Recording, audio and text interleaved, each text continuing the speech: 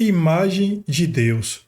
Como é possível para o ser humano se tornar imagem de Deus, sendo Deus inigualável?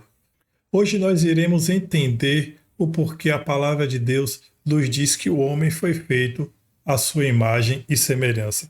Vamos a mais uma meditação. Então o Senhor Deus disse: Eis que o homem se tornou um de nós, conhecedor do bem e do mal. Gênesis 3, 22. Em que sentido o homem, após pecar, se tornou como Deus? Como poderia Deus ser conhecedor do bem e do mal se essa é uma característica daqueles que pecam? O fato de Adão e Eva passarem a ser iguais a Deus após comerem do fruto sugere que o casal não era igual a Deus antes disso. Como entender essa condição, uma vez que fomos criados à imagem e semelhança de Deus?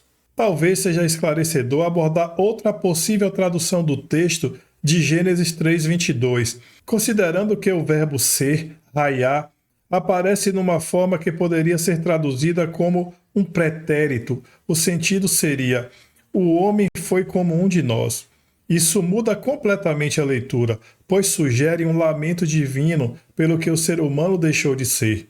Ele era como Deus, conhecedor do bem e do mal no sentido do discernimento, algo que ele perdeu por ter experimentado o pecado. A serpente enganou Eva, oferecendo-lhe algo que ela e Adão já possuíam, seres semelhantes a Deus, tendo discernimento do mal. Mas como Adão e Eva poderiam ser a imagem e semelhança de Deus se Deus é inigualável? Colossenses 1, versículo 15 responde: Ele, Cristo, é a imagem do Deus invisível, o primogênito de toda a criação. Apesar de a condescendência com o Filho de Deus em se tornar servo ser algo mais atrelado à encarnação, esse movimento se iniciou muito antes do seu nascimento em Belém.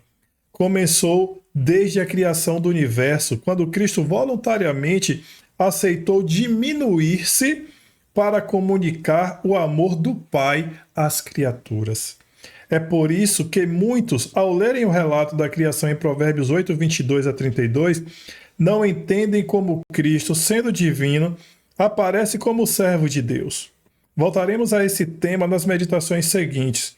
Por ora, basta saber que houve um esvaziamento voluntário do Filho de Deus, de modo que nossa semelhança com o Criador não significa que fomos elevados à categoria de deuses.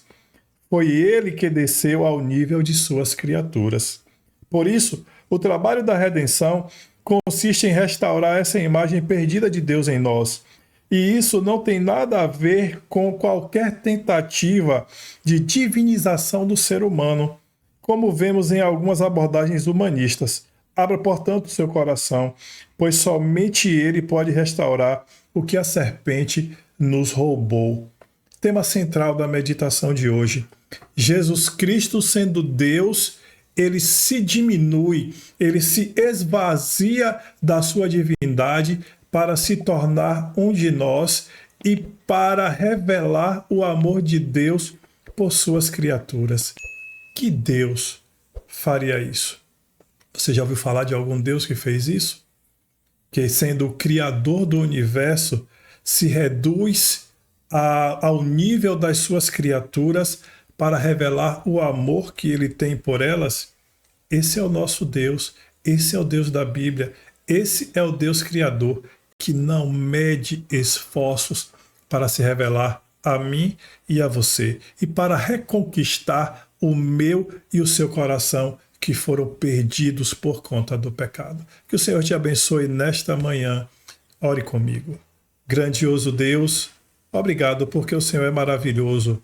Obrigado porque as suas intenções para conosco são as melhores que podem existir neste mundo. E isso é revelado tanto na criação como na redenção.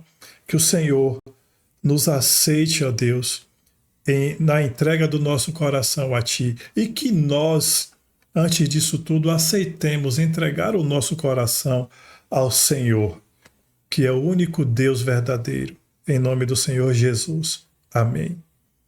Forte abraço para você, fique com Deus e tenha um excelente dia.